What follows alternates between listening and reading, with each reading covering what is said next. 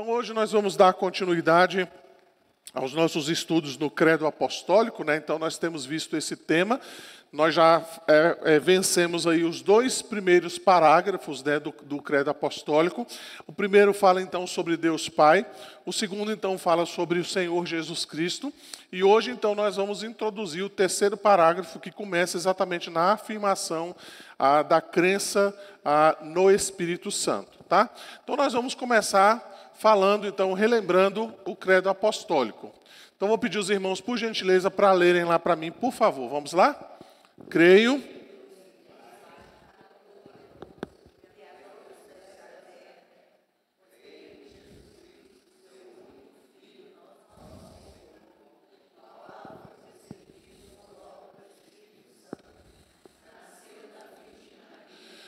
Padeceu sob o poder de Pôncio Pilatos, foi crucificado, morto, sepultado, desceu ao Hades, ressurgiu dos mortos ao terceiro dia, subiu ao céu, está assentado à direita de Deus Pai Todo-Poderoso, donde há de vir para julgar os vivos e os mortos. Creio no Espírito Santo, na Santa Igreja Universal, na comunhão dos santos, na remissão dos pecados, na ressurreição do corpo, na vida eterna. Amém. Então, conforme eu falei, né, nós vamos introduzir o nosso estudo hoje nessa afirmação, né? Creio no Espírito Santo, tá? Então, a ideia básica da lição de hoje é, de fato, nós compreendermos quem é esta terceira pessoa da Trindade. E eu sei que muitas vezes nós deixamos meio que o Espírito Santo meio de lado, né? A gente não fala muito no Espírito Santo, né? A gente acha que o Espírito Santo, ou falar dele, né, parece assim uma conversa meio de pentecostal ou de neopentecostal, né? Algumas pessoas, inclusive, injustamente acusam as igrejas reformadas, né, as igrejas presbiterianas, de não crerem no Espírito Santo, né? Porque dizem assim, olha, na sua igreja não tem o Espírito Santo, porque você não acredita nos dons, né?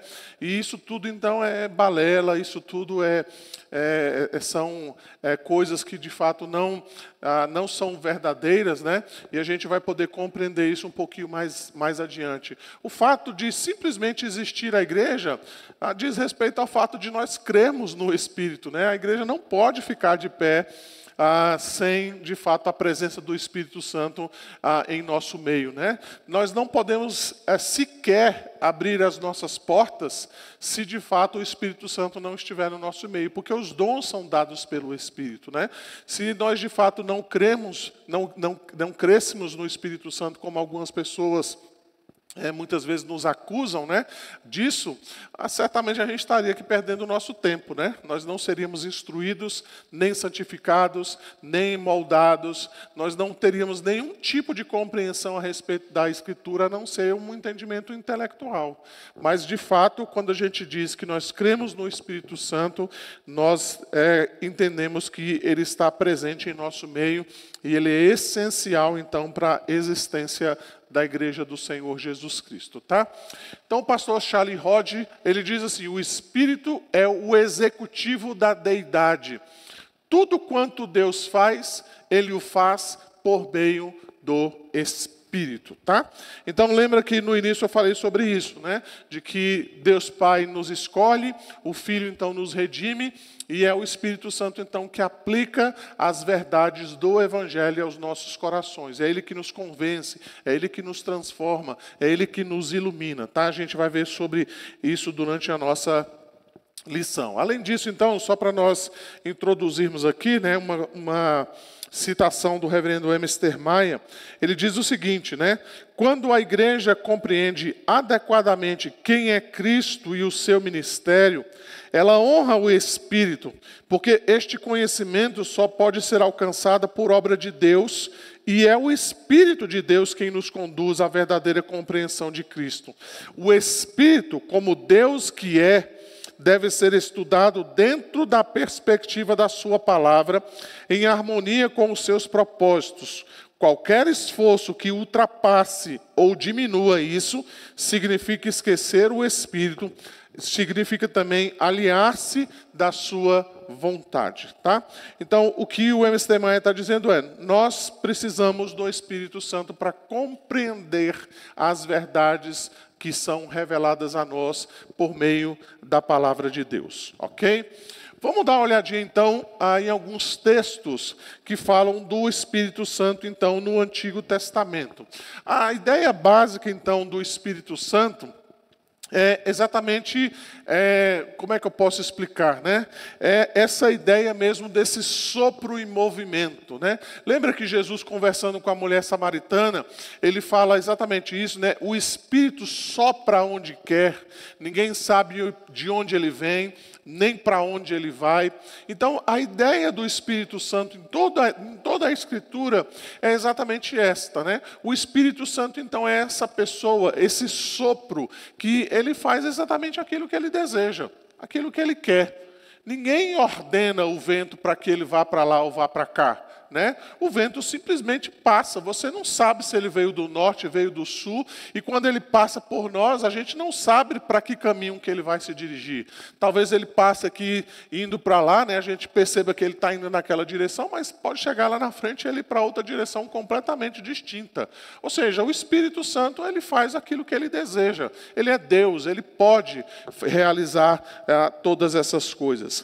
Veja então que nós já percebemos a presença do Espírito de Deus, então, desde a criação do homem lá em Gênesis capítulo 2, o verso de número 7. Então formou o Senhor Deus ao homem do pó da terra, e lhe soprou nas narinas o fôlego de vida, e o homem passou a ser alma vivente. Então essa ideia, né, de que o sopro de Deus então dá vida. A gente vai ver sobre isso durante o nosso estudo, né? O Espírito Santo então é quem vivifica, quem regenera, quem conduz todas as coisas. Então aqui nós já percebemos, irmãos, que o ateísmo, ele não se sustenta exatamente porque o próprio fôlego de vida do ateu é dado por Deus, né? Então o ateu, para de fato ele ser um ateu, verdadeiramente ateu, sobre todas as consequências do ateísmo, ele não podia nem estar vivo, porque quem dá vida é o próprio Deus, né? Então é isso que a Bíblia mostra para nós. Nós lemos agora há pouco, né, mas lá em Êxodo capítulo 10, a gente vai ver também essa ideia, né? Estendeu, pois, Moisés o seu bordão sobre a terra do Egito, e o Senhor trouxe sobre a terra um vento oriental todo aquele dia e toda aquela noite.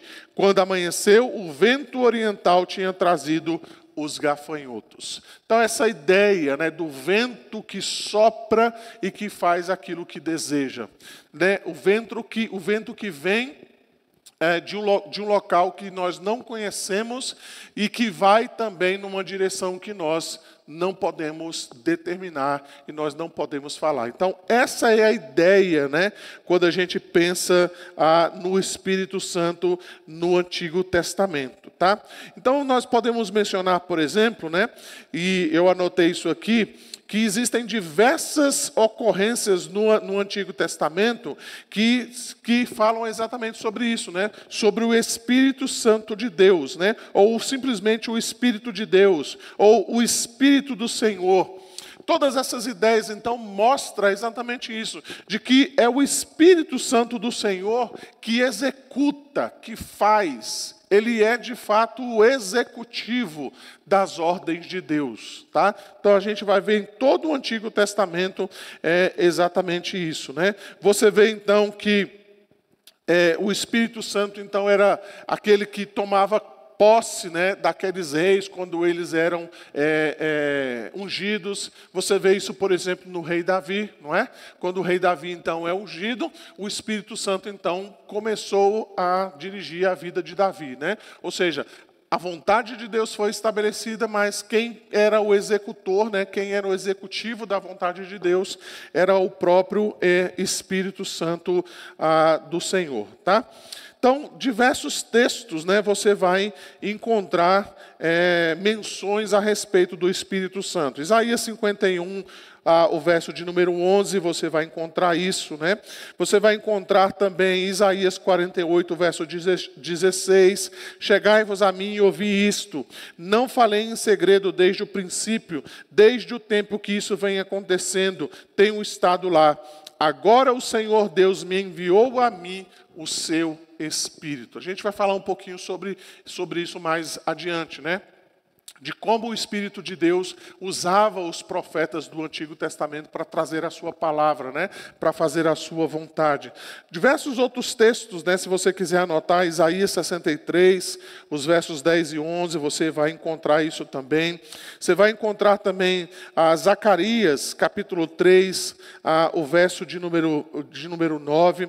Nós encontramos também um texto famoso, né? Lá em Zacarias, capítulo 4, verso 6, prosseguiu ele e me disse: esta é a palavra do Senhor a Zorobabel, não por força, nem por poder, mas pelo meu Espírito, diz o Senhor dos Exércitos. Tá?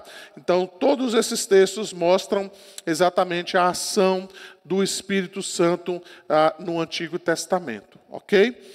Vamos caminhar um pouquinho, então. Como a Bíblia, né, especialmente o Antigo Testamento, mostra a ação do Espírito Santo, então, agindo no homem. Então, primeiramente, a gente vai ver que o Espírito Santo, então, agia nesses homens de maneira física e também de maneira intelectual. Veja, então, que, por exemplo, lá em Gênesis capítulo 40, o verso 8, e também em Gênesis 41, o verso 16, nós já lemos essa passagem alguns domingos atrás, quando, então, Faraó tem aquele sonho, né? E que ele vê, então, aquelas vacas gordas, né, e também vê aquelas vacas magras. E ninguém simplesmente conseguia interpretar o sonho. Os irmãos conhecem bem essa história. Mas aqui, então, no capítulo 40 de Gênesis, nós encontramos assim. Eles responderam: tivemos um sonho, e não há quem possa interpretar. Disse-lhe José: porventura não pertence a Deus as interpretações? Contai-me o sonho. No capítulo 41, o verso 16, nós encontramos: respondeu-lhe José: não está isso em mim, mas Deus dará resposta favorável a Faraó. Ainda no capítulo 41, se você tiver aí com a Bíblia aberta, os versos 38 e 39, nós encontramos assim: disse Faraó a seus oficiais: acharíamos porventura um homem como este, em que há o Espírito de Deus? Depois disse Faraó a José: visto que Deus te fez saber tudo isso, ninguém há tão ajuizado e sábio como tu. Tá? Então perceba aqui que nessa história, né, do sonho que José havia interpretado lá dos seus companheiros do cárcere, e depois quando ele interpreta o próprio sonho de Faraó, essa interpretação, essa capacidade então de compreender o significado do sonho de Faraó, veio de quem? Veio de Deus. O Espírito de Deus, então, capacitou José, então, para que ele pudesse interpretar esse sonho, né? Então, essa capacidade, ou essa capacitação que vem do próprio Espírito de Deus, então, para trazer este entendimento a este homem. Um outro texto também interessante, se você quiser abrir aí, está lá em Êxodo, capítulo 31, os versos de 1 a 5. Se você quiser acompanhar a leitura comigo, é bem interessante esse texto aqui também.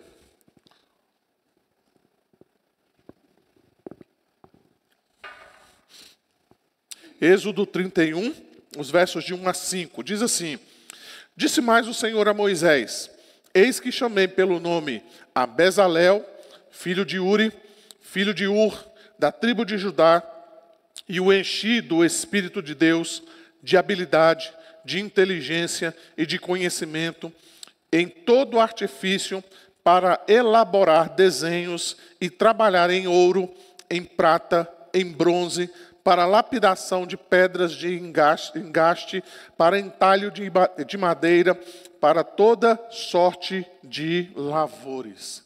Então vejam que os trabalhos manuais que são mencionados aqui, né?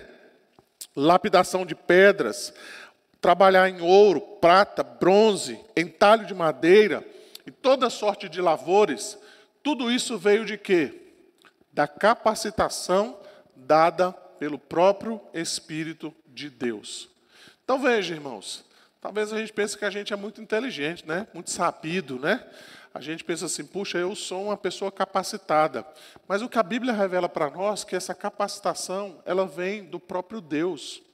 Então, quando a gente pensa, por exemplo, na graça comum, e aqui os irmãos não se assustem naquilo que eu vou falar, quando a gente pensa, por exemplo, em todas essas pessoas, mesmo essas pessoas que não são cristãs, né, um médico que se diz ateu, ou alguém que tem uma alta capacidade a respeito de alguma coisa, mas mesmo assim ele não acredita em Deus, isso não significa, irmãos, que o dom que essa pessoa recebeu veio do diabo. A gente às vezes atribui isso ao diabo, né? Dizendo, olha, esse médico, ele recebeu esse dom do diabo, né?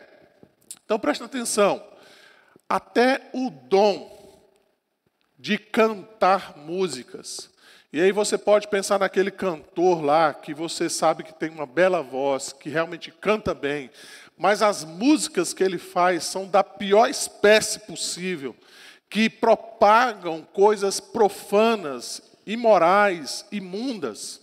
Isso não significa que aquele dom de cantar foi dado pelo diabo. Esse dom de cantar foi dado por Deus. Esse indivíduo apenas usa esse dom dado por Deus para o seu próprio benefício.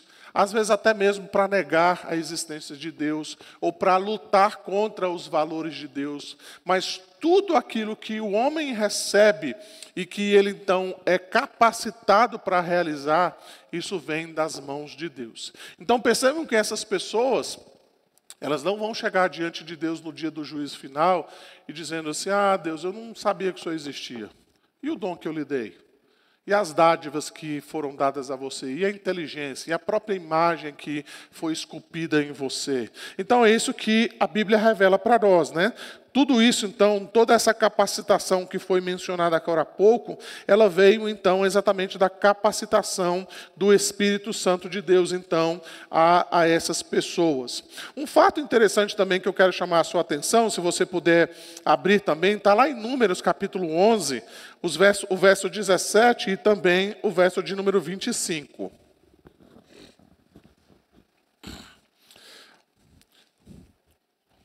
Verso 11, capítulo 11, o verso 17, e também Números 11, o verso de número 25. Então diz lá, né? Então descerei ali e falarei contigo. Tirarei do espírito que está sobre ti e o porei sobre eles. E contigo levarão a carga do povo, para que não a leves tu somente. Então o Senhor desceu na nuvem e lhe falou. E tirando do espírito que estava sobre ele, o pôs sobre aqueles 70 anciãos. Quando o Espírito repousou sobre eles, profetizaram, mas depois nunca mais. Então, basicamente o contexto aqui de Números capítulo 11 tem a ver exatamente com aquela carga que Moisés estava levando sozinho, né? Porque só Moisés então tinha o Espírito de Deus. O Espírito de Deus não era distribuído a qualquer pessoa de maneira indiscriminada, né? Ele era, de fato, colocado somente sobre aquelas pessoas específicas. No caso aqui, então, a pessoa específica era Moisés. Mas veja, quando o Espírito Santo, então, foi distribuído a esses 70, o que aconteceu com esses 70? Eles foram capacitados também, de acordo com o Espírito do próprio Moisés, para que eles pudessem profetizar e pudessem distribuir a carga que Moisés, então, estava levando. Então, aquelas pessoas foram capacitadas pelo próprio Deus. E aqui, então, irmãos, nós temos já diante de nós aqui algo bem interessante, não é? Quando a Bíblia, então, no Novo Testamento, fala de anciãos, de oficiais, de presbíteros e diáconos que sejam cheios do Espírito Santo, é exatamente para isso aqui, ó. Para que eles possam carregar o fardo do povo. Não é só ter inteligência, não é ter só sabedoria, não é só saber o trâmite das coisas, precisa ser cheio do Espírito Santo. Por isso Paulo insiste tanto nisso, né? Que de fato esses homens sejam cheios do Espírito. É por isso que Lucas registra lá em Atos capítulo 6, quando é instituído então ali a diaconia, ele diz: escolham 7 homens cheios do Espírito Santo. Porque esses homens de fato precisavam da capacitação que vem do próprio Deus. Não era só simplesmente serem inteligentes do ponto de vista humano, tá? Mas serem capacitados pelo próprio Espírito. Uma outra coisa que também deve nos chamar a atenção aqui em Números capítulo 11, é esse fato de que o Espírito Santo foi dado de maneira momentânea àqueles homens, aqueles 70, e eles então puderam profetizar e puderam carregar o fardo junto com Moisés. Agora, irmãos, o Espírito nos é dado de maneira indiscriminada.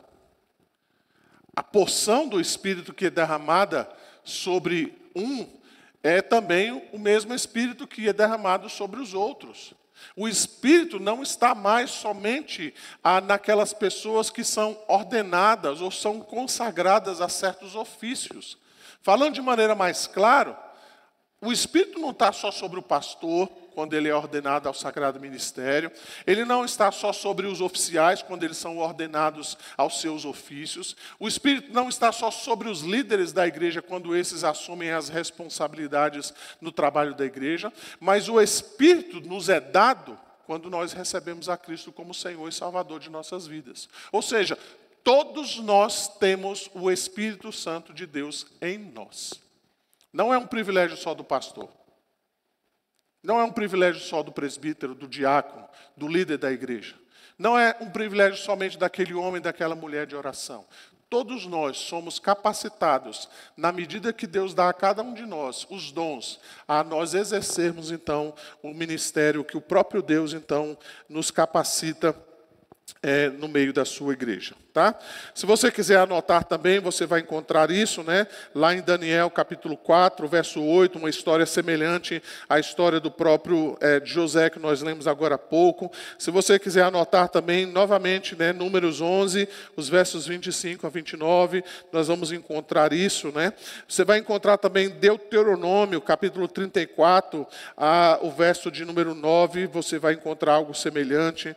Juízes, capítulo 14, o verso 6, Juízes capítulo 15, o verso de número 14, né, você vai encontrar todos esses mostrando exatamente isso, essa capacitação, esse conhecimento, essa habilidade que o Espírito Santo de Deus então dava a estes homens para que eles pudessem então fazer aquilo que Deus desejava. Desde coisas mais complexas, como dividir a carga do povo, até coisas que talvez a gente ache até mais fácil, né? Como talhar ouro, prata, bronze, né? Como construir o tabernáculo, depois quando eles construíram o templo.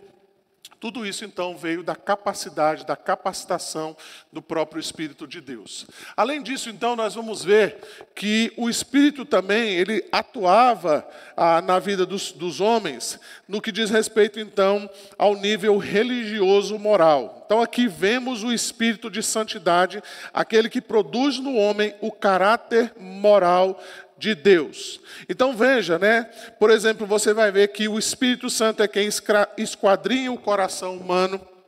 Ele se entristece com o nosso pecado. Ele testifica, então, contra o pecado. É o Espírito Santo, então, que nos conduz à regeneração, ao arrependimento, à fé, à santidade. É Ele, então, que revela em nós esse desejo por esse fervor religioso, esse desejo, de fato, de nós servirmos a Deus. Veja, por exemplo, Ezequiel, capítulo 11, verso 19. Dar-lhe-ei um só coração, espírito novo porei dentro deles. Tirarei da sua carne o coração de pedra e lhe dareis coração de carne. Ezequiel 36, os versos 26 e 27, diz assim: dar-vos-ei coração novo e porei dentro de vós espírito novo. Tirarei de vós o coração de pedra e vos darei coração de carne.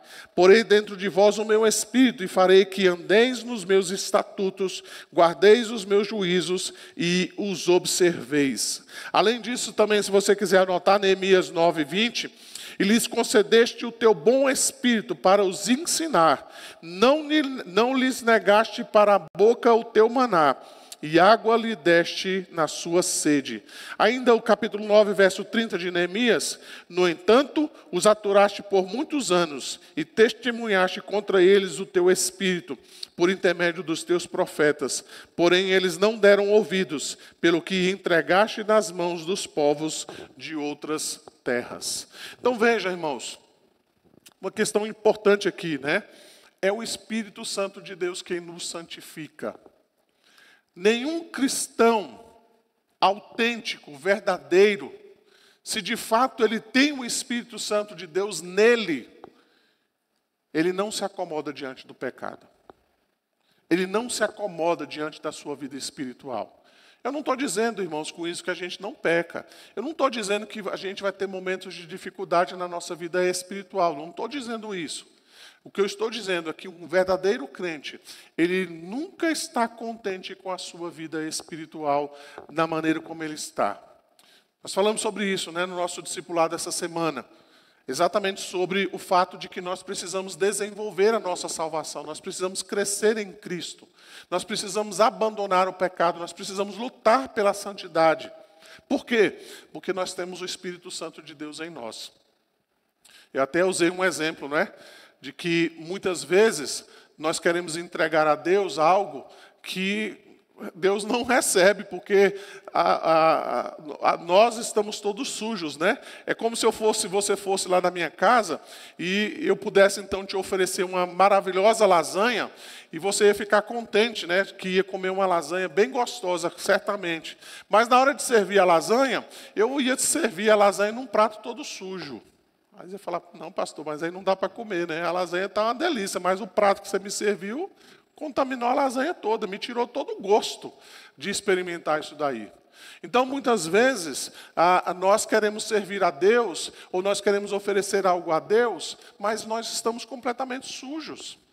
O Espírito Santo, então, precisa, ou ele atua em nós, exatamente nisso, trazendo às nossas vidas uma vida de santidade. Uma vida de transformação.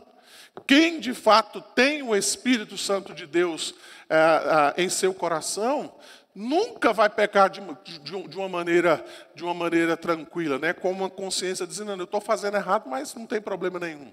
O Espírito acusa, o Espírito confronta, o Espírito diz: olha, isso que você está fazendo está errado. E ainda que nós sejamos persistentes no nosso erro, isso não quer dizer, então, que o Espírito Santo de Deus aprova isso. Mas, de fato, nós precisamos estar incomodados a respeito disso. Então, o Espírito Santo de Deus, ele traz, então, essa santidade aos nossos corações. É isso que a gente vê em toda a Escritura.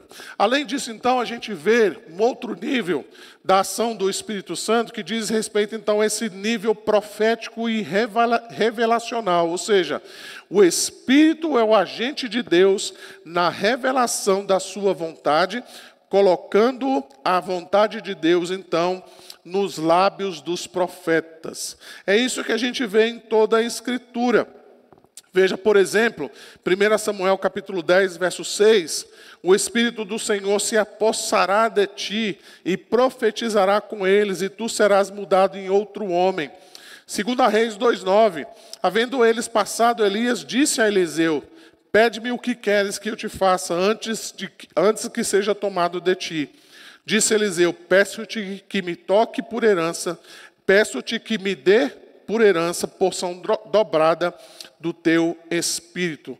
A gente vai ver, por exemplo, né, diversas vezes a Escritura, especialmente no Antigo Testamento, essa expressão, né, veio o Espírito de Deus sobre mim, e aí então o profeta falava a palavra de Deus. Ele profetizava. Ou seja, ele não falava de si mesmo, mas ele falava do próprio Espírito Santo de Deus. Hoje, então, irmãos, nós não precisamos mais profetizar, mas nós temos toda a profecia de Deus nas Escrituras. Então, se nós de fato queremos aprender a Escritura, e se nós queremos aprender a Bíblia, nós precisamos depender do Espírito de Deus. Nós precisamos da graça do Senhor Jesus Cristo. Então é sempre importante, né, quando nós formos ler a palavra de Deus, nós orarmos e pedimos que Deus possa trazer iluminação, entendimento, que Ele possa de fato revelar a vontade dEle aos nossos corações, quando nós estivermos então diante da leitura da sua palavra. É isso aqui então, irmãos, o livro, a Bíblia, que o Espírito Santo de Deus vai usar. Então, se você quer que Deus fale ao seu coração, se você quer saber qual é a vontade de Deus para a sua vida, está aqui, toda ela. Ah, pastor, mas tem um fulano de tal lá na minha rua, que você vai lá, ele olha para a sua cara, ele faz um raio-x da sua vida e ele revela a vontade de Deus para a sua vida. Ele profetiza, ele fala com quem você vai casar, com quem você não deve casar. Ele diz um monte de coisa a seu respeito. Ele revela seu CPF, seu RG. Ele fala até o que você comeu no café da manhã, ele sabe dizer. Né? Ele fala tudo isso. Irmãos, a vontade de Deus está aqui, revelada através das Escrituras, o Antigo e o Novo Testamento. É aqui que nós encontramos a vontade de Deus para as nossas vidas. O que nós precisamos fazer? Ler a Escritura sobre a dependência do Espírito Santo de Deus. Pedindo, Deus, me mostra, me fala, me dá entendimento, traz com clareza aquilo que de fato a Bíblia tem a me dizer a respeito disso ou a respeito daquilo. Leia a Escritura, então, nessa dependência do Espírito Santo de Deus. E certamente a sua vida vai ser completamente transformada quando você passar, então, a entender como a palavra de Deus, então, ela é importante para o nosso entendimento. Veja então que dentro ainda desse aspecto, o que era o falso profeta? O falso profeta era aquele que não falava sobre a ordem de Deus. E diversas vezes Deus falava, eu não mandei esse camarada falar isso daí. Eles estão falando por eles mesmos, mas eu nunca os enviei. Eu nunca coloquei nada nos seus lábios. Eu nunca disse nada a eles para que eles pudessem transmitir a vocês. E Deus, então, sempre fazia essa distinção entre os seus profetas e os profetas, então, que eram falsos, né? Eram os falsos profetas. Então, o Espírito Santo também trabalhava nesse sentido, né? Ele trabalhava nesse sentido do profetismo revelacional, ok? Vamos dar uma olhadinha, então, sobre as perfeições do Espírito Santo. Então, nós vamos ver que o Espírito Santo de Deus, então, ele é único. Paulo vai dizer sobre isso. Há um só Espírito Santo de Deus, no qual todos os crentes em Cristo foram batizados. Você vai encontrar Efésios capítulo 4, verso de número 3 e 4, nós encontramos isso. Esforçando-se diligentemente por preservar a unidade do Espírito no vínculo da paz. Há somente um corpo e um Espírito, como também fostes chamados numa só esperança e numa só vocação. 1 Coríntios 12, verso 11 diz, mas um só e o mesmo Espírito realiza todas estas coisas, distribuindo-as como lhe apraz a cada um individualmente. Tá? Ainda o capítulo 12, verso 13 diz assim, pois em um só Espírito todos nós fomos batizados em um corpo, quer judeus, quer gregos, quer escravos, quer livres, e a todos nós foi dado a beber de um só Espírito. Então, o Espírito é único. Ele é um só. Nós fomos batizados no mesmo Espírito. Nós bebemos da mesma fonte. Tá? Então, isso precisa ficar claro também. Além disso, então, nós podemos dizer que o Espírito Santo de Deus, ele é uma pessoa. Né? Por mais que talvez isso pareça ser óbvio, né? Ainda tem muitas pessoas, mesmo dentro da igreja evangélica, que têm dificuldade de entender que o Espírito Santo é uma pessoa. Eu lembro de uma ocasião que eu fui entrevistar uma pessoa, né, para tornar-se membro da igreja, e aí todas as perguntas ele estava vindo muito bem, né? E aí quando nós falamos assim, o que é que você pensa sobre o Espírito Santo de Deus? Ele é uma força, ele é uma pessoa, ele é um poder, o que que ele é? Ele falou, ele é uma força. Ele não é uma pessoa. Não, ele não é uma pessoa, ele não pode ser uma pessoa, ele é uma força, ele é um poder. Uma pessoa, não. E aquele jovem teve que voltar de novo e terminar de fazer essa classe para que ele pudesse entender que o Espírito Santo, então, ele é uma pessoa. Então, veja alguns textos aqui bem interessantes, né? Veja, então, por exemplo, que Isaías 40, os versos 13 e 14, ele vai mostrar exatamente isso, que o Espírito Santo de Deus, ele tem inteligência, ele tem mente, ele tem intelecto. Quem guiou o Espírito do Senhor? Ou quem foi o seu conselheiro e o ensinou? Com quem tomou ele conselho para que lhe desse compreensão? Quem o instruiu na vereda do juízo? E lhe ensinou sabedoria, lhe mostrou o caminho do entendimento. Para quem que você dá conselho? Para quem que você dá entendimento? Para quem você então dá a sua opinião? Para quem você então leva a compreensão? Para uma pessoa. O que Isaías está dizendo aqui é que o Espírito Santo ele não pediu nada disso para ninguém. Ele fez ou ele faz todas as coisas sem pedir o nosso conselho, sem pedir para nós o nosso entendimento e por aí vai. Veja também que nós vamos perceber que João capítulo 15, o verso 26, o próprio Senhor Jesus Cristo vai dizer: quando porém vier o Consolador, que eu vos enviarei da parte do Pai, o Espírito da verdade, que dele procede, esse dará testemunho de mim. Quem é que pode consolar? Também é somente uma pessoa, tá? Então, tudo isso mostra, né, essa personalidade do Santo Espírito de Deus. Você vai encontrar ainda Romanos 8, 27, se você quiser anotar. 1 Coríntios também, capítulo 2, os versos 10 a 12. Todos eles, então, mostram isso, que o Espírito Santo, então, ele perscruta, ele sabe qual é a vontade do homem, ele conhece as coisas de Deus, ele tem sabedoria, ele tem domínio sobre todas as coisas. Então, tudo isso mostra esse aspecto, então, da pessoalidade, né, da personalidade do Espírito Santo de Deus. Você vai ver também alguns textos que mostram que o Espírito Santo de Deus tem vontade. Veja, por exemplo, Isaías, capítulo 34, verso 16. Buscai no livro do Senhor e lede. Nenhuma dessas criaturas falhará, nem uma nem outra falhará, porque a boca do Senhor o ordenou, e o seu Espírito mesmo as ajuntará. Veja também um texto bem interessante, né? Atos capítulo 13, verso 2. E servindo eles ao Senhor e jejuando, disse o Espírito Santo: separai-me agora, Paulo e Saulo, para a obra que vos tenho chamado. Então o Espírito Santo ordenou àquela igrejinha Antioquia: separa esses dois aí, que eu tenho uma obra para eles. A vontade do Espírito Santo, então, sendo revelada. Um texto ainda mais interessante está lá em Atos capítulo 16, o verso 7. Defrontando Mísia, tentaram ir para a Bitínia, mas o Espírito de Jesus não o permitiu. Então, os apóstolos queriam ir para o lugar, o Espírito Santo falou: vocês não vão não, vocês vão, e fechou as portas para que eles não pudessem ir para aquele local.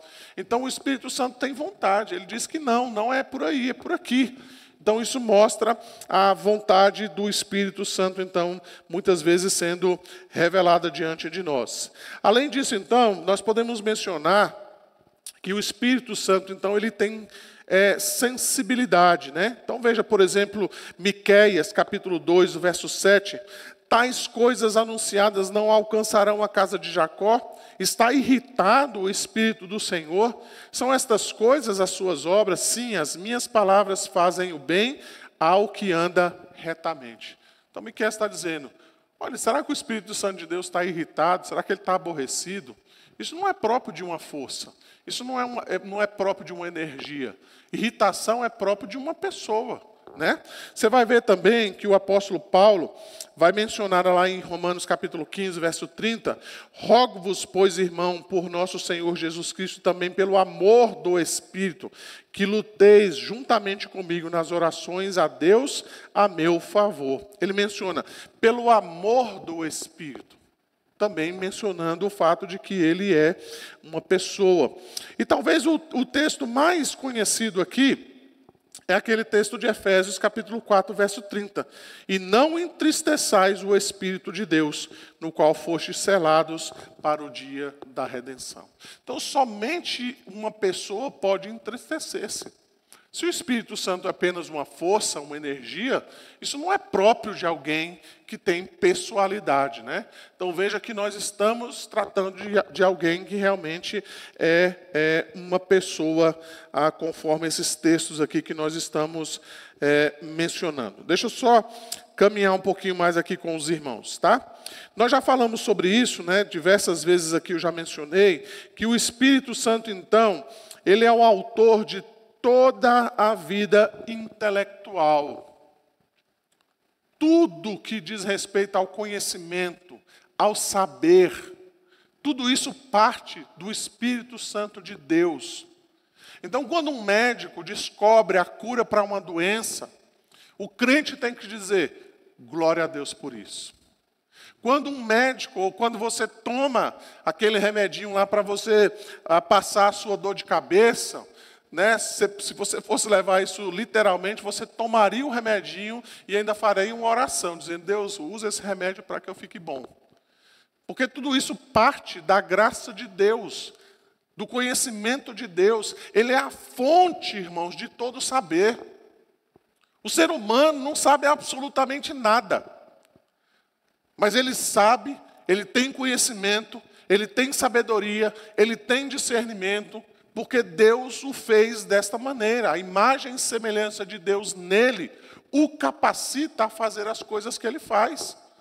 Ah, pastor, mas tem um médico aí, ó, que agora eles estão tentando criar um útero, né, para que a criança possa nascer sem ser na barriga da mãe. Ele vai crescer artificialmente, eu não sei nem se é essa a expressão correta, né, mas eles vão eles vão fazer nascer uma criança dentro de um útero artificial, e a criança vai se desenvolver ali. Então, esse negócio de precisar de pai, de mãe, de uma relação sexual para que uma criança nasça, isso não vai precisar mais, pastor. Olha o que os médicos estão fazendo. Veja, o fato do médico fazer isso para tentar negar a existência de Deus, ou para que de alguma maneira ele coloque Deus à margem da sociedade, não quer dizer que esse conhecimento que ele está tendo vem do diabo, mas vem de Deus. É isso que Paulo vai descrever lá em Romanos 1, capítulo 1 e capítulo 2. A glória de Deus, o conhecimento que eles receberam de Deus, ao invés deles darem glória a Deus, eles dão glória a si mesmo. Ele dá glória aos ídolos. Ele busca, então, a satisfação nos ídolos. Então, quando a gente vê coisas como um celular, por exemplo, isso é uma bênção de Deus para as nossas vidas. Ah, pastor, mas o celular está destruindo a vida das pessoas. O celular está levando as pessoas a fazerem coisas absurdas. O celular está deixando as pessoas doidas. Mas isso não tira a verdade que está aqui na construção de um aparelho celular. Deus é quem capacita o indivíduo a fazer essas coisas. Pense nos processos que nós temos aí, irmãos. Pense como era uma cirurgia de apêndice há anos atrás, ou a retirada de uma vesícula há talvez 20 anos atrás. Hoje você tem procedimentos cirúrgicos que fazem um furinho no indivíduo e ele consegue fazer a cirurgia. Hoje você tem o avanço da medicina está cada dia mais rápido. Você consegue muitas vezes fazer procedimentos, né? Um tempo atrás eu vi um procedimento que eles precisavam operar uma mulher grávida, eles abriram a barriga da mulher, tiraram a criança, operaram a mulher e colocaram a criança lá de novo. A gente fala, gente, que loucura! Mas tudo isso, então, são as perfeições que o Espírito Santo, então, capacita esses homens. Ainda que eles sejam ateus, ainda que eles usem essa inteligência para negar a Deus, mas isso não tira o fato de que o Espírito de Deus, então, capacita cada um deles. E eles vão prestar contas diante de Deus quando chegar no dia do juízo final. O que você fez com o dom que eu lhe dei, com a capacidade que Deus lhes deu? Não vamos atribuir ao diabo ou ao ser humano essa capacidade que Deus é quem dá a cada um deles. Deus, então, é a fonte, então, de todas essas perfeições. Então é nesse sentido que João Calvino vai dizer, né? A escultura e a pintura são dons de Deus. Admito o uso puro e legítimo, tanto de uma quanto da outra, para que não aconteça que essas coisas que o Senhor nos outorgou para a glória e nosso bem não sejam poluídas por ímpio abuso, mas ainda também se convertam à nossa ruína. O que Calvino está dizendo é exatamente isso, que essas coisas que a gente pode mencionar, e ali ele somente está mencionando a pintura, ele está mencionando ali a escultura e a pintura, mas todas as outras coisas, ele está dizendo, olha, se isso for usado para um bem útil, legítimo, para o nosso próprio bem, que maravilha! E ele fala, cuidado para que a gente não use essas coisas para o nosso próprio prejuízo. E até mesmo para tentar negar a existência de Deus. Ou para tentar negar a nossa dependência do Senhor. Além disso, então, nesse sentido, o teólogo Herman Bavinck, ele diz o seguinte, a arte também é um dom de Deus. Como o Senhor não é apenas verdade e santidade, mas também glória, e expande a beleza de seu nome sobre as suas obras, então é Ele também que, pelo seu Espírito, equipa os artistas com sabedoria e entendimento e conhecimento em todo tipo de trabalhos manuais. Então veja, quando a gente vê essas obras de artes que a gente vê por aí, que a gente fala, gente, que loucura, olha que deturpação do belo, não é?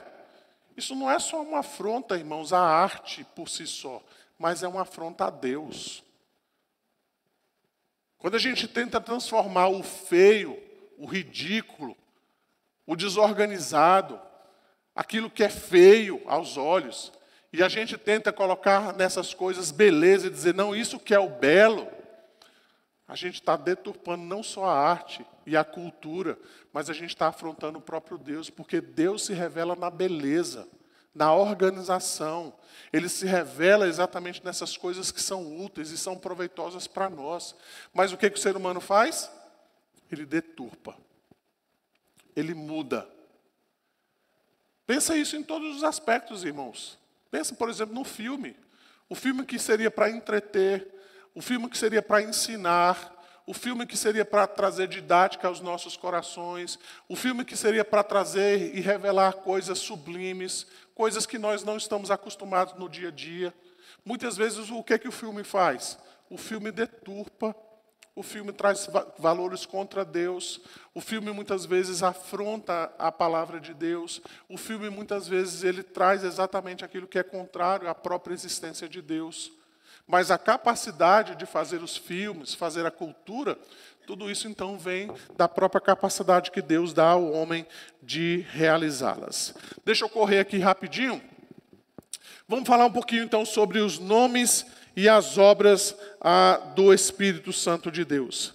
Veja, por exemplo, lá, em Efésios capítulo 1, versos 13 a 14, ali então Paulo vai dizer que nós fomos selados pelo Santo Espírito da promessa. Ele é o penhor da nossa herança até o resgate da sua propriedade, em louvor da sua glória. Veja que Jesus vai dizer a respeito disso, eu rogarei ao Pai, e Ele vos dará outro Consolador, a fim de que esteja sempre convosco. Você vai encontrar isso também lá em João capítulo 14, 26. Mas o Consolador, o Espírito Santo, a quem o Pai enviará em meu nome, esse vos ensinará todas as coisas e vos fará lembrar de tudo o que vos tenho dito. Jesus ainda vai dizer o seguinte, mas eu vos digo a verdade, convém que eu vá, porque se eu não for, o Consolador não virá para vós outros. Se porém eu for, eu vou-lo enviarei. Está lá em João, capítulo 16, o verso de número 7. Nós vamos ver então os atos que são atribuídos ao Espírito Santo de Deus. Por exemplo, o Espírito Santo de Deus nos regenera, João 3, 5.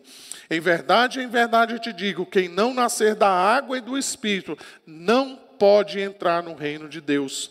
Tito 3, verso 5 também diz a mesma coisa. O Espírito Santo também nos guia na verdade. Quando vier, porém, o Espírito da verdade, ele vos guiará a toda a verdade, porque não falará de si mesmo, mas também de tudo o que tiver ouvido, e vos anunciará as coisas que hão de vir. João 16, 13. O Espírito Santo também ele glorifica a Cristo, João 16, 14. Ele me glorificará, porque há de receber do que é meu e vou-lo há de anunciar. Olha que coisa interessante, né? Que coisa prática para o nosso culto hoje à noite. O Espírito Santo está presente porque ele precisa glorificar o Filho. Então, por isso que a gente precisa crer e entender a presença do Espírito Santo, então, no nosso meio. Nós já falamos sobre isso, mas o Espírito Santo, ele também nos testifica. O próprio Espírito testifica com o nosso Espírito que somos filhos de Deus. É o que está lá em Romanos 8,16. O Espírito Santo também, ele reprova. João 16, os versos 8 a 11. Quando ele vier, convencerá o mundo do pecado, da justiça e do juízo. Do pecado porque não crê em mim. Da justiça porque vou para o Pai e não me vereis mais. Do juízo porque o príncipe deste mundo já está julgado. O Espírito também consola. Nós já encontramos isso lá em Atos 9:31. O Espírito Santo, ele também fala. Ele dirige, ele traz palavras. A gente viu isso lá em Atos 13, o verso de número 2, né? Quando Paulo e Barnabé são separados, o Espírito Santo disse: separai esses dois, porque eu tenho chamado eles para uma obra. Então o Espírito Santo fala aos nossos corações. O Espírito Santo também, ele traz decisões no que diz respeito, então, a vida da igreja. Está lá em Atos capítulo 15, verso 28. Ele proíbe. A gente viu isso em Atos 16, 7, quando os apóstolos queriam ir para um caminho e o Espírito Santo então proibiu para que eles fossem por aquele caminho e dirigiu então eles para outro. Nós também já mencionamos aqui que o Espírito Santo então ele perscruta. Mas Deus nulo revelou pelo Espírito, porque o Espírito a todas as coisas perscruta, até mesmo as profundezas de Deus. O Espírito Santo também trabalha. Paulo vai dizer que ele distribui como lhe apraz a cada um os dons individualmente. Ele intercede por nós, é o que diz Romanos 8, 26, 27. Ele nos capacita, então, a nós fazermos orações de maneira correta. Ele nos ensina, nós já falamos sobre isso lá em João 14, 26. Nós vemos também em 1 Coríntios capítulo 12. O Espírito Santo também nos ajuda em nossas orações, nós já falamos sobre isso, Romanos 8, 26. Então, o Espírito Santo também, ele chama e capacita homens para que possam trabalhar na obra de Deus. Nós voltamos àquele texto lá de Atos, né? Capítulo 13, os versos 2 a 4, quando ele convoca, então, Paulo e Barnabé para que eles possam, então, trabalhar na obra do Senhor. Todos esses textos, então, mostram exatamente os nomes e as obras que o Espírito Santo faz em nossas vidas. Eu não sei se os irmãos já tinham prestado atenção nisso, da maneira como o Espírito Santo de Deus age, não é? Quantas coisas o Espírito Santo de Deus faz? Ele perscruta, ele ensina, ele ora, ele nos convence, ele nos reprova, ele nos repreende, ele nos capacita, ele chama os obreiros para a obra de Deus. Tantas outras coisas que o Espírito Santo então faz, né? Então o Espírito Santo está trabalhando constantemente em favor do povo de Deus, em favor então da sua igreja.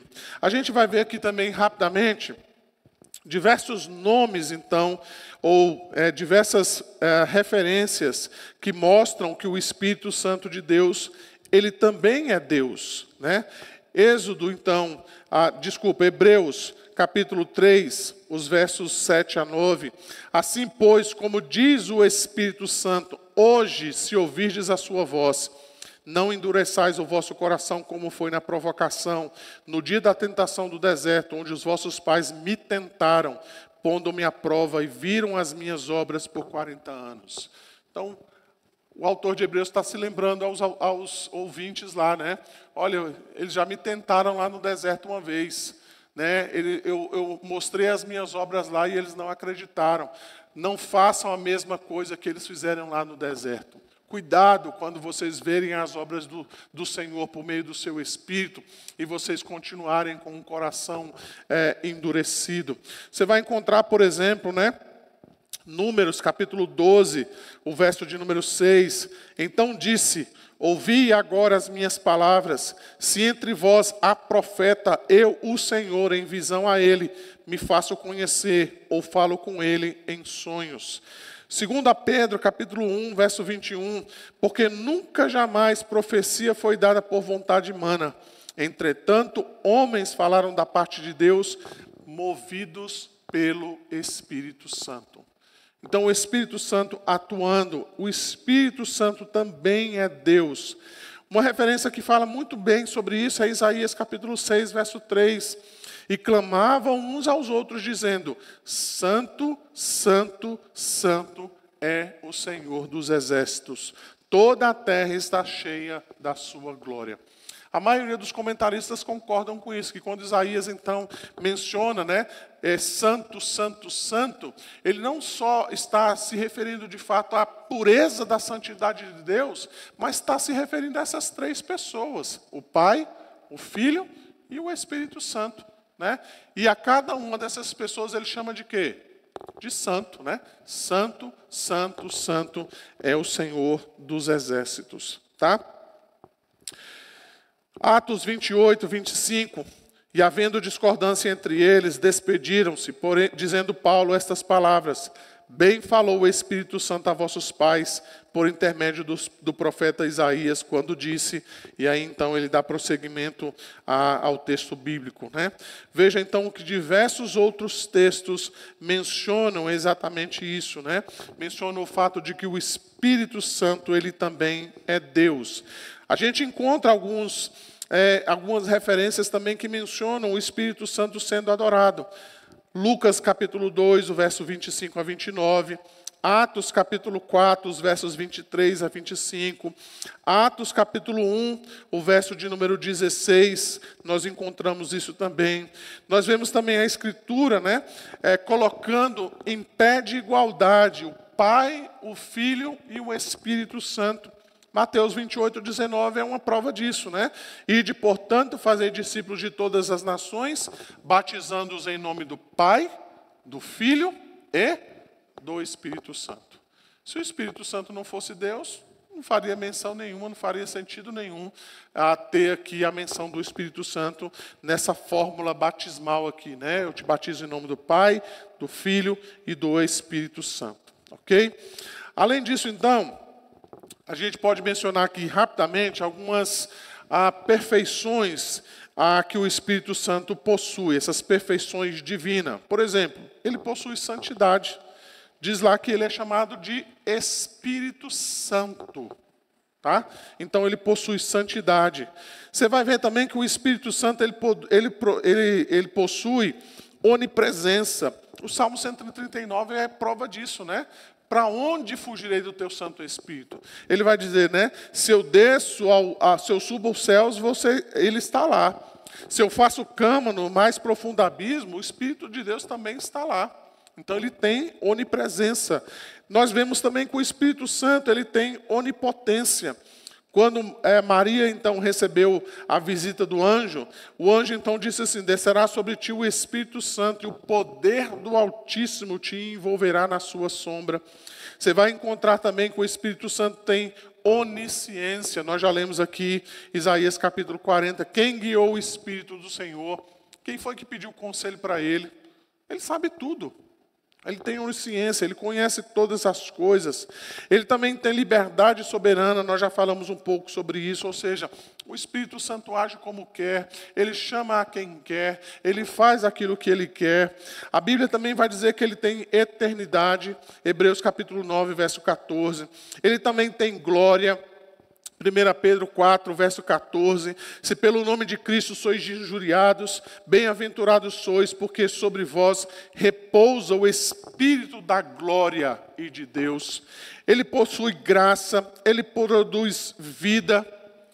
Tudo isso, então, mostra que o Espírito Santo de Deus também, ele possui as mesmas perfeições que o Pai possui e que o Filho também possui. Além disso, então, o Espírito Santo ele realiza obras divinas. Nós vemos ele na criação. Jó, por exemplo, vai dizer: o Espírito de Deus me fez e o sopro do Todo-Poderoso me dá vida. A gente vê o governo e a preservação do Espírito Santo de Deus. Jó capítulo 26, verso 13.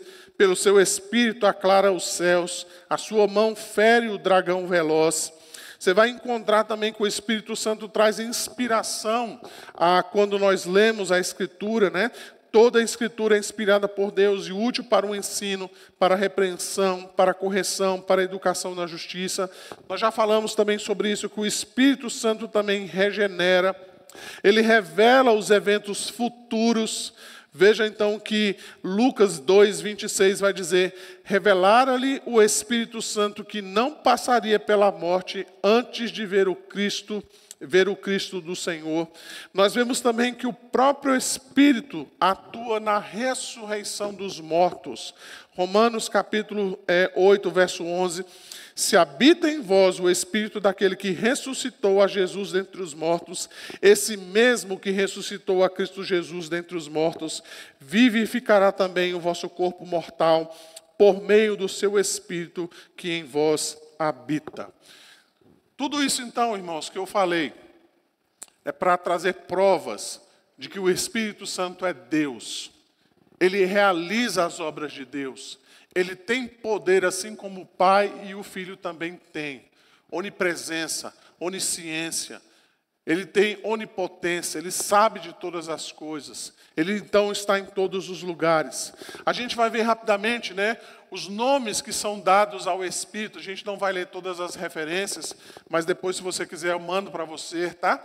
Então, Espírito de justiça e purificador, Espírito da promessa, Espírito da verdade, Espírito da vida, Espírito da graça, Espírito da glória, Espírito consolador, Espírito Santo, né, que é o nome que nós mais conhecemos, né? Todos esses, então, mostram como a Escritura fala dessa pessoa, né, da terceira pessoa da Trindade, o Espírito Santo. Tá? Então, quantas informações a gente já tem hoje, né, sobre o Espírito Santo? Quantas obras a gente já viu que ele faz? Quantos atributos divinos ele tem? Então, tudo isso revela para nós exatamente o fato de que ele é também Deus e de que ele é uma pessoa. De onde procede o Espírito Santo? Então, o Espírito Santo é chamado de Espírito do Pai e Espírito do Filho, sendo enviado por Deus Pai e também pelo Deus Filho. Veja, por exemplo, Mateus 10, 20. Visto que não sois vós os que falais, mas o Espírito do vosso Pai é quem fala por vós.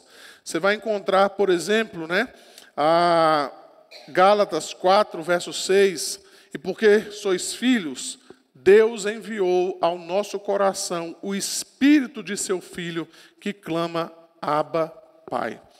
Todas essas coisas mostram isso, né? Que o Espírito de Deus foi enviado por Deus, mas também foi enviado por Jesus Cristo, o seu Filho.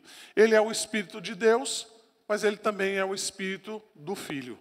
Então, os dois enviaram o Espírito Santo em nosso favor. Tá? Além disso, então, para nós partirmos aqui finalmente, né, para a nossa conclusão, a Bíblia vai afirmar que nós somos o Espírito, nós somos o templo do Espírito. Eu vou pedir, então, dois irmãos, por gentileza, para ler Romanos, capítulo 8, versos 9 e 10. 1 Coríntios, capítulo 3, verso 16. E também 1 Coríntios 6, o verso de número 19. Quem achou, só levantar a mão aí para a gente poder passar o microfone aí para ler.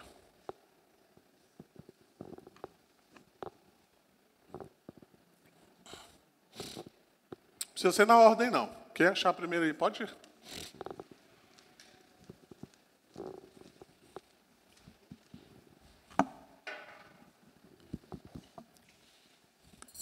Primeira Coríntios 6:19. Acaso não sabeis que o vosso corpo é santuário do Espírito Santo que está em vós, o qual tendes da parte de Deus, e que não sois de vós mesmos? Isso. Próximo texto. Quem achou aí? 1 Coríntios 3:16. Ou Romanos 8, versos 9 e 10. Não precisa ser na ordem não, irmãos. Quem achou? Se não achou, eu leio aqui. Coríntios 3:16. Não sabeis que sois Não sabeis que sois santuários de Deus e que o Espírito de Deus habita em vós? Isso. Romanos 8, versos 9 e 10. Pode. Vós, porém, não estáis na carne, mas no Espírito, se de fato o Espírito de Deus habita em vós.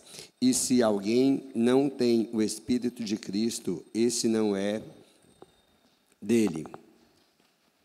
O 10 também, né? Isso. Se porém Cristo está em vós, o corpo, na verdade, está morto por causa do pecado, mas o Espírito é vida por causa da justiça. Isso. Ok. Vou trazer algumas aplicações disso mais no final, tá? Então, só para nós concluirmos.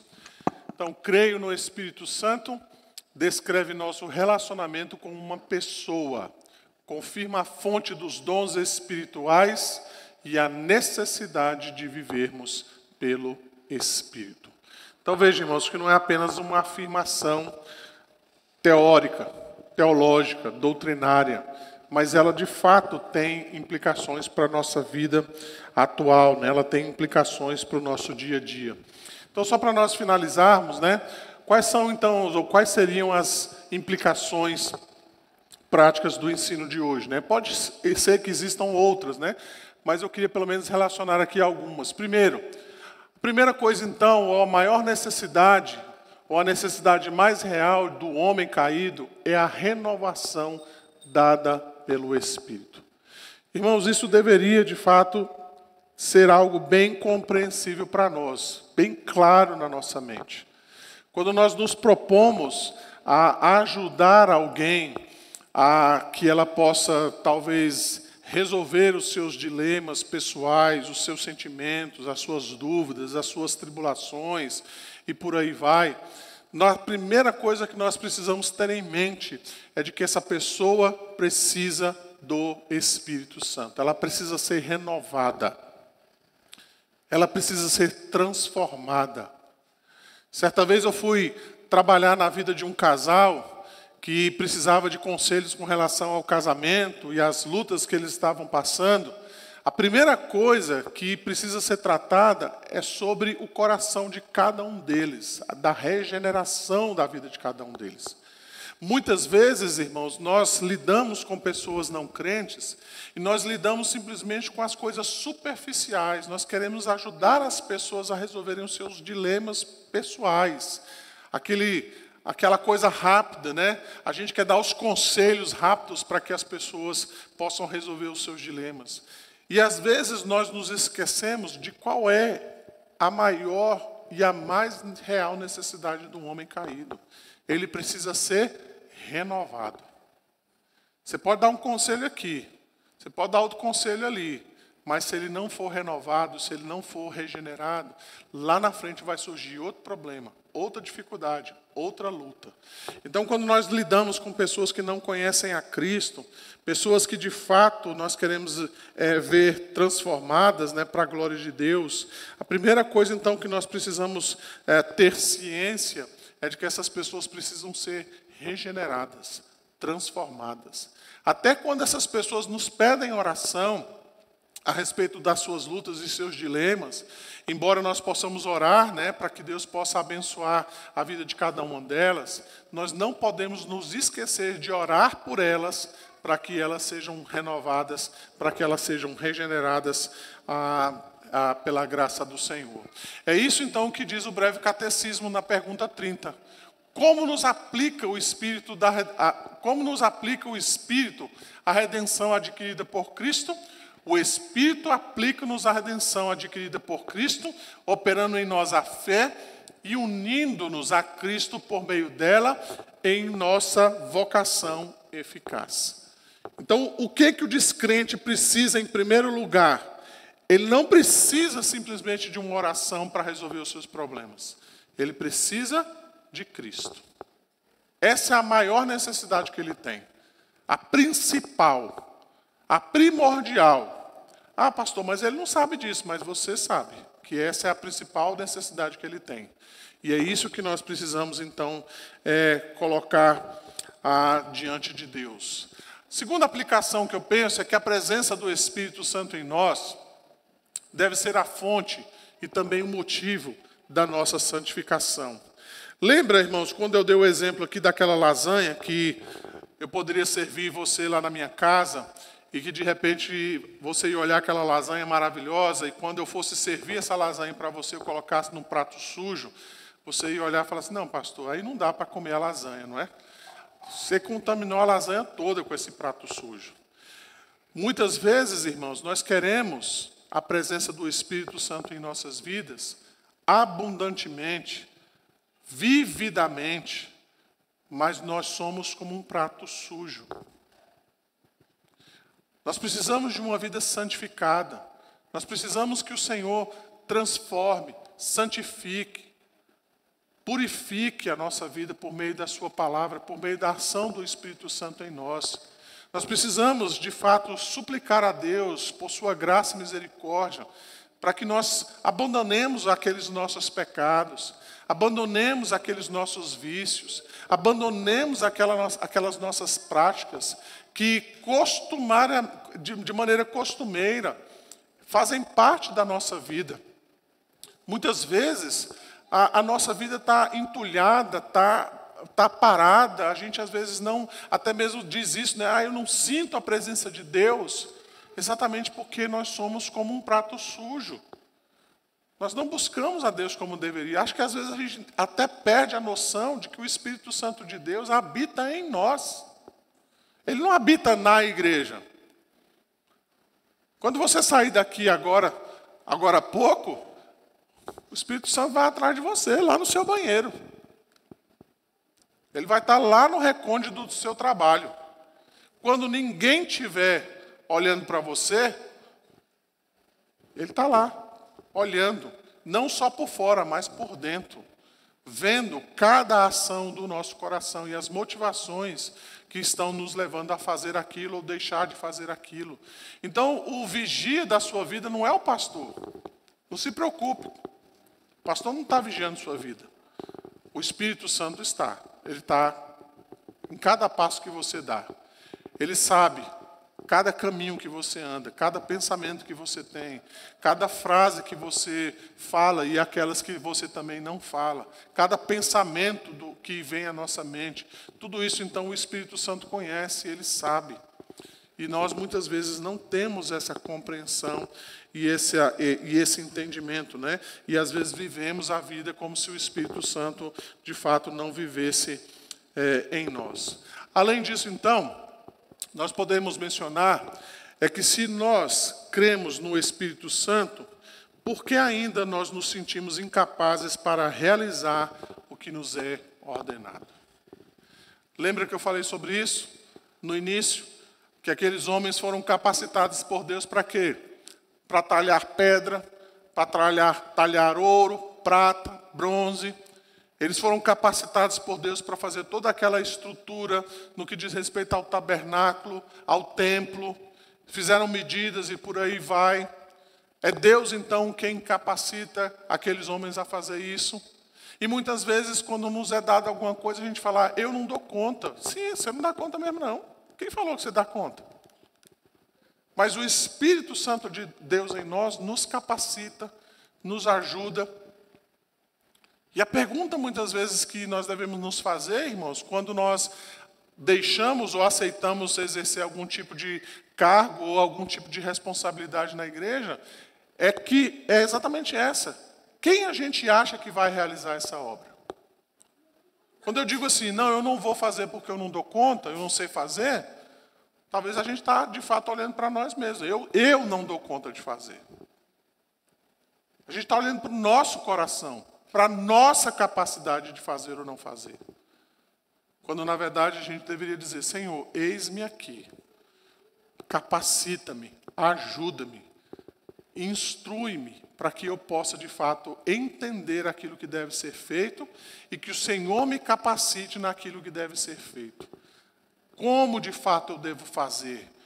Ajuda-me, dá-me as ferramentas necessárias, dá-me a capacidade que vem do Teu Santo Espírito para que eu possa realmente realizar a obra que o Senhor tem na minha vida e através da minha vida.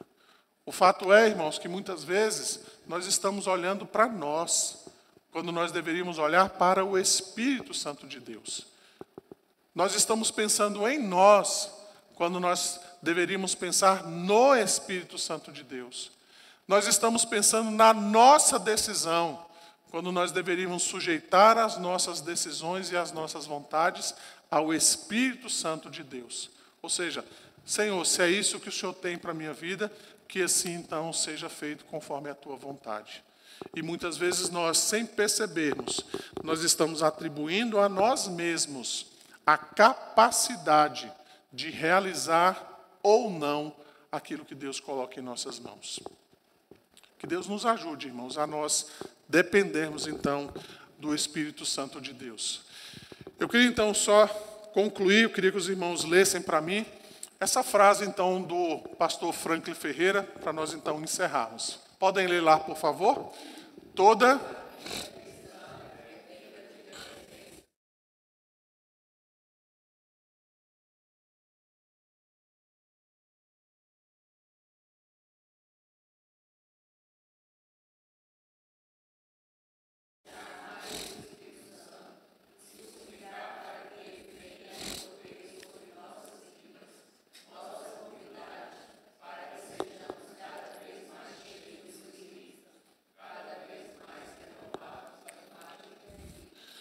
Amém. Nós vamos novamente ler aqui o credo. Tem uma musiquinha nesse último aí, viu, Lucas?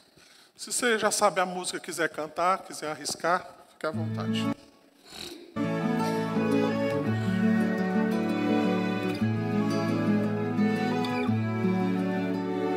Creio em Deus Pai Todo-Poderoso, Criador dos céus e da terra.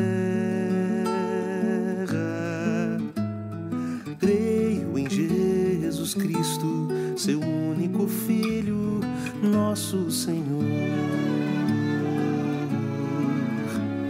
o qual foi concebido por obra do Espírito Santo e nasceu da Virgem Maria. Padeceu sob o poder de Pôncio Pilatos, foi crucificado, morto e sepultado, desceu em Hades, ressurgiu dos mortos ao terceiro dia, subiu ao céu e está sentado à mão direita de Deus Pai Todo-Poderoso, de onde há de vir a julgar os vivos e os mortos. Creio no Espírito Santo, na Santa Igreja Universal, na comunhão dos santos, na remissão dos pecados, na ressurreição do corpo, na vida eterna. Amém.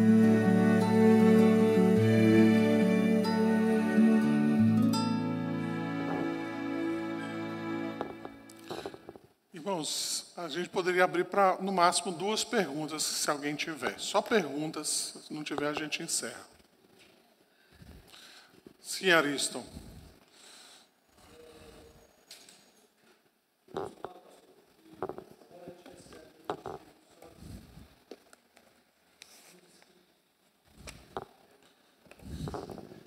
Indiscriminadamente, né? Não é só o pastor que recebe, o presbítero, o diácono, e assim creio também, né? E creio que um dos fundamentos é ali Efésios 1:13, que diz que quando a gente crê no Evangelho, a gente é selado com o Espírito Santo. Agora, tem 2 passagens ali em Atos, que aí gera alguma dúvida, e quero fazer minhas perguntas em cima dela. Uma delas é em Atos 8, 14 a 17, que os apóstolos apóstolos em Jerusalém ficam sabendo que os de Samaria haviam crido.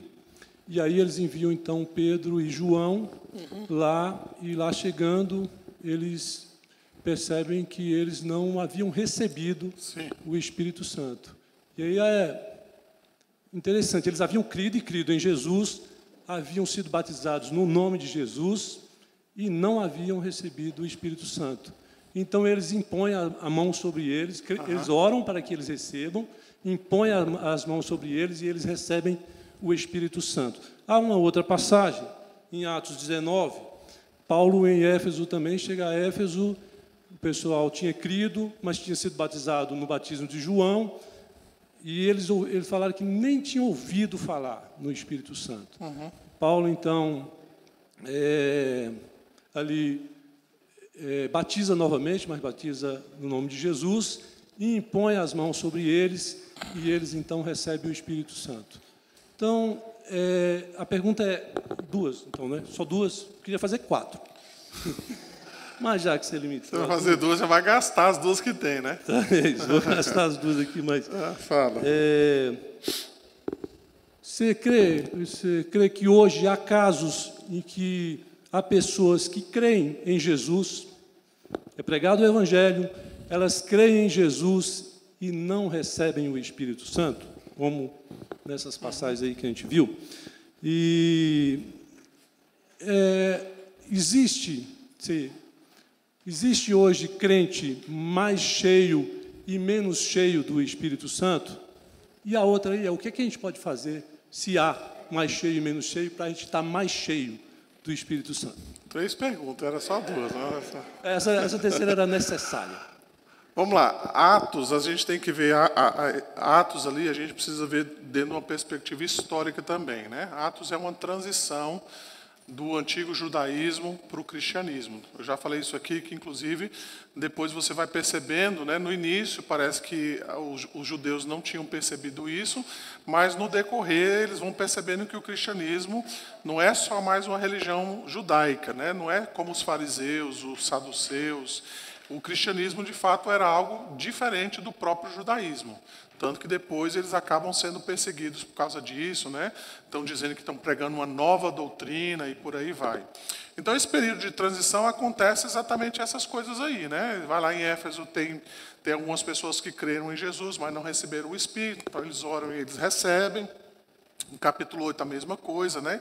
Então, tem um processo, digamos assim, de transição que está acontecendo exatamente relatado no livro de Atos. Depois você vai ver que não tem mais isso, né? Depois você vai ver que não existe essa menção. Então, por isso que Atos precisa também ser lido dentro de uma perspectiva histórica, né? O que aconteceu ali não vai se repetir mais, né? Então, quando a gente pensa na igreja primitiva, existem aspectos da igreja primitiva que não se repetem mais, né?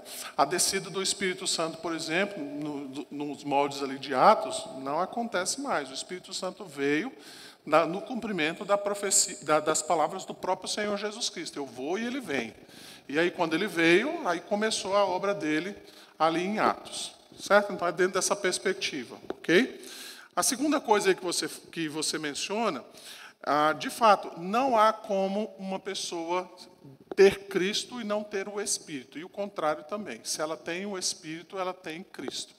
Ninguém pode dizer que Jesus é o Senhor sem ter o Espírito do Senhor. E, de vez em quando, Paulo faz essa mescla, né, entre o Espírito de Deus, o Espírito de Cristo, exatamente para mostrar isso, né? Então, uma das obras do Espírito é nos selar.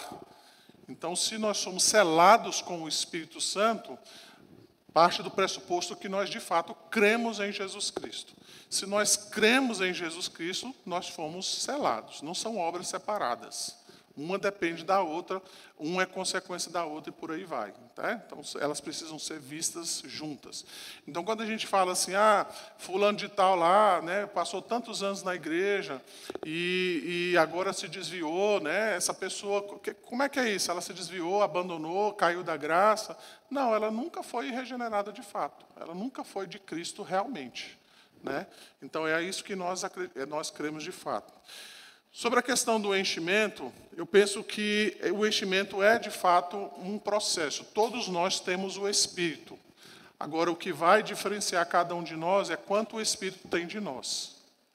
Então, depende do nosso desejo de termos o Espírito Santo cada vez mais pleno em nossa vida.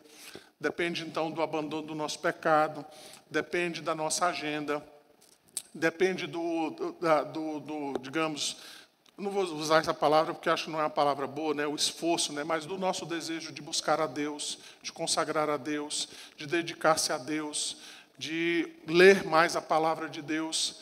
Então, se a gente se alimentar mais dessas coisas, certamente nós nos tornaremos cada vez mais cheios do Espírito Santo. É por isso que Paulo fala, enchei-vos do Espírito. Né? E eu acho que não existe uma medida, né? Não é 1 litro do Espírito, não é 2 litros, ou uma caixa d'água, ou uma caixa de 1000 litros. São rios de água viva que constantemente estão disponíveis para nós todos os dias. Ou seja, todos os dias nós precisamos ser cheios do Espírito. Agora, se a pessoa não ora, não lê a Bíblia, se ela vive cometendo pecados, se ela mal frequenta a igreja, se ela não usa os meios de graça, se aqui e acolá ela faz coisas contrárias a Deus, ela não pode ser cheia do Espírito Santo. Né? Uma coisa não tem como, são coisas distintas. Agora, se nós buscamos a Deus, oramos, consagramos a nossa vida ao Senhor, abandonamos os nossos pecados, queremos viver uma vida íntegra diante de Deus, certamente, cada vez mais, o Espírito vai dominando a nossa vida e o nosso coração, e nós vamos nos tornando cada vez mais cheios. Então, por isso que a ordem do apóstolo Paulo, lá em Efésios, é essa, enchei-vos do Espírito. Ele não diz assim, se você quiser, se você achar, se der, se couber na sua agenda, né? Se você sentir-se à vontade, você se encha do Espírito. Ele simplesmente diz, enchei-vos. Faça de tudo para que isso aconteça. O que atrapalha a nossa vida de sermos cheios? Tire isso da sua vida para que você seja cheio. É a agenda? É a falta de tempo? É o celular? São as séries? É o pecado? É o quê que está me atrapalhando de ser cheio do Espírito Santo? Então, eu preciso tirar essas coisas para que eu seja cheio. E aí cada um de nós sabe onde o calo aperta. Cada um de nós sabemos a nossa vida e o que é que a gente faz. Ou deixa de fazer para sermos cheios do Espírito.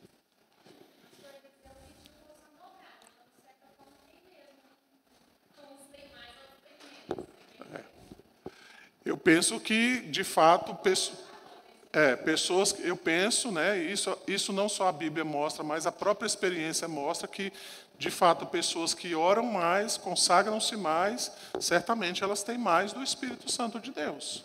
E a gente não pode sentir inveja dessas pessoas e dizer assim, fulano e tal está querendo se aparecer. Não, ele tem buscado a Deus, ele tem consagrado a Deus. Eu mesmo, particularmente, conheço colegas, pastores e até não são nem pastores, que você percebe claramente que é uma pessoa muito mais consagrada a Deus, muito mais dedicada a Deus, ela tem muito mais sabedoria de Deus.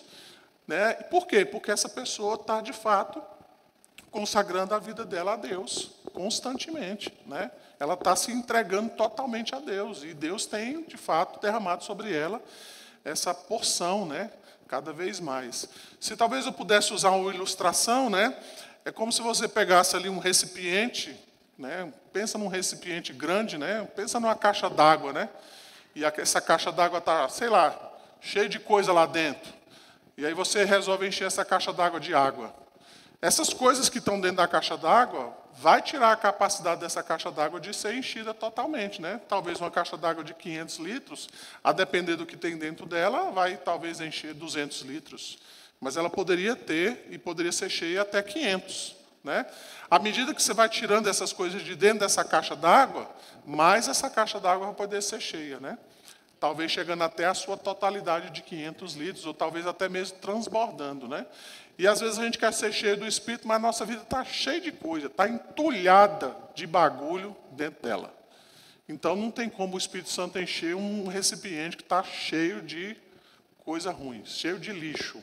Tá? Entendam aqui, tá, irmãos? Cheio de coisas que a gente muitas vezes acumula na nossa vida e que entristece, impede a obra de Cristo em nossas vidas, né? Muitas vezes o problema disso somos nós, né? Desse processo todo, né? Então a gente precisa realmente consagrar a nossa vida ao Senhor, cada vez mais. Pentecostal, que aquele texto a que me referi de Atos 19, fala lá que eram uns 12 homens. Me parece que deve ter sido a fonte de inspiração para um movimento conhecido chamado G12, e que aí se contrapõe a essa forma que o senhor corretamente nos propõe, de você se encher consagrando a sua vida e buscando mais, orando mais e meditando mais na palavra do Senhor, né? Mas lá a pessoa queria resolver num final de semana, você vai para um lugar e ali vai clamando e buscando e tem aqueles... Voltando lá a Atos, né, o próprio fato dos apóstolos irem também nessas localidades e o Espírito Santo ser derramado sobre aquelas pessoas por meio dos apóstolos, também servia até de testificação do ministério dos apóstolos, né? Então, era algo que, de fato, Deus estava fazendo por meio deles, exatamente para firmá-los como sendo aqueles que dariam continuidade à obra do Senhor. Tá? Hoje a gente não precisa mais disso.